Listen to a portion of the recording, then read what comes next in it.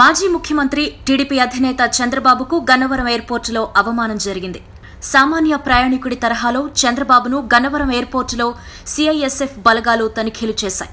భద్రతా సిబ్బంది ఇలా చేయడం ఆశ్చర్యానికి గురిచేసింది. అంతేకాదు, ఎయిర్పోర్టు లాంజ్ నుంచి విమానం వరకు ప్రయాణికుల బస్సులోనే చంద్రబాబు ప్రయాణం చేశారు. సామాన్య ప్రయాణికుణ్ణి ఎలా ట్రీట్ చేస్తారో అలానే చంద్రబాబును ట్రీట్ చేశారు అధికారులు. అయితే చంద్రబాబును అలా తనిఖీ చేయడంపై సాధారణ ప్రయాణికులు కూడా అవాక్కయ్యారు. వీఐపీ, జెడ్ ప్లస్ కేటగిరీ ఉన్నా కూడా ప్రత్యేక వాహనం కేటాయించకుండా అధికారులు చంద్రబాబుతో దారుణంగా ప్రవర్తించారు.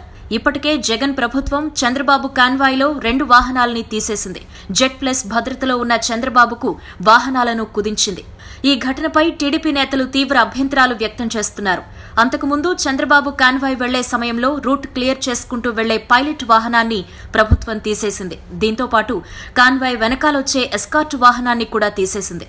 ఇక చంద్రబాబు గన్నవరం విమానాశ్రయం నుంచి నివాసానికి వెళ్లేటప్పుడు ఇతర సందర్భాల్లోనూ ఆయన కాన్వాయ్కు రోడ్ క్లియరెన్స్, సర్కిల్ క్లియరెన్స్ ఇవ్వకపోవడం, కాన్వాయ్లోని వాహనాలను అసెంబ్లీలోకి అనుమతించకపోవడంపై ఇప్పటికే టీడీపీ నేతలు ఆగ్రహం వ్యక్తం చేస్తూ ఉండగా ఇప్పుడు గన్నవరం ఎయిర్పోర్టులో జరిగిన అవమానంపై నాయకులు మండిపడుతున్నారు.